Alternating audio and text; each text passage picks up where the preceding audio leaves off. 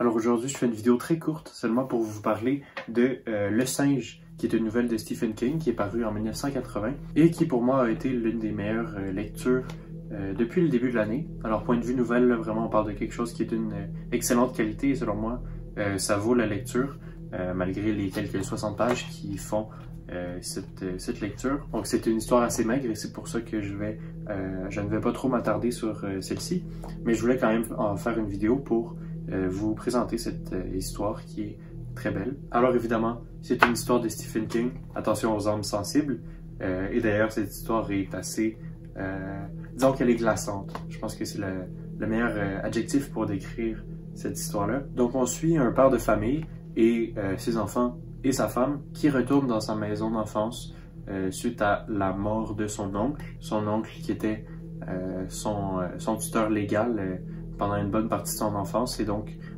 il a passé une bonne partie de sa vie dans cette maison en campagne. Mais ici, ce n'est pas la maison qui est l'auteur de toute l'horreur de la nouvelle, non, c'est plutôt un singe mécanique qui se cache dans la maison et qui, depuis l'enfance de Hal, le père et le personnage principal de cette histoire, le hante. Alors ce singe mécanique-là, selon Hal, il serait l'auteur de la mort de nombreuses personnes tout au long de sa vie. Ce serait à cause de lui et à cause de ses cymbales qui sonnent dans la nuit que plusieurs de ses proches, notamment sa mère, un ami d'enfance, le chien de son oncle et de sa tante et plusieurs autres gens seraient morts. Et donc, bien que durant son enfance, il ait fait disparaître ce singe-là en le mettant dans un puits asséché qui se trouve sur la propriété de son oncle, eh bien le singe revient et il le retrouve dans les choses de son oncle. Et donc on va suivre Hal alors qu'il essaie évidemment de faire disparaître ce singe-là, mais aussi en parallèle on découvre son histoire d'enfance et on découvre pourquoi il veut tant se débarrasser de ce singe maléfique. Mais ça du moins c'est s'il est en réalité maléfique. Ce qu'il n'est peut-être pas. Donc c'est une très belle histoire, très bien rythmée, et qui a un personnage principal qui est assez intéressant. Puis il est accompagné de ses enfants, c'est 3 garçons si je ne me trompe pas, qui réussissent à donner un peu plus de vie à cette histoire-ci. Mais c'est également le décor qui fait que c'est une belle nouvelle. Donc ça sent réellement la Nouvelle-Angleterre à plein nez.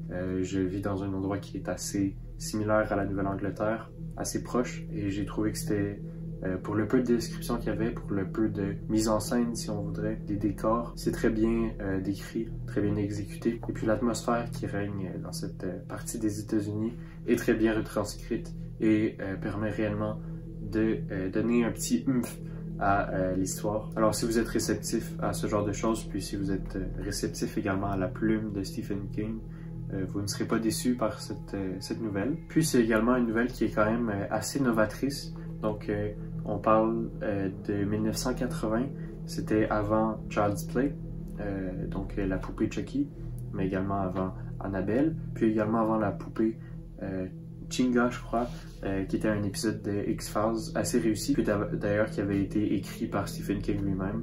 Donc cette nouvelle a réellement eu une grande influence sur les films d'horreur que je viens d'aborder. Évidemment, c'est pas cette nouvelle-là qui a inventé le concept de jouet pour enfants qui fait peur, mais c'est l'une de ces histoires qui est les plus réussies. Et donc voilà, je voulais simplement vous faire part de cette découverte très agréable que je recommande à tout le monde. C'est une histoire qui a été éditée aux éditions Librio, donc c'est des romans qui valent très peu cher. Puis encore aujourd'hui, ce recueil précisément, qui contient seulement 2 nouvelles, est encore disponible en magasin, donc sous une autre couverture, mais il est encore édité. Alors voilà, c'est tout ce que j'avais à dire sur cette magnifique nouvelle. Merci beaucoup.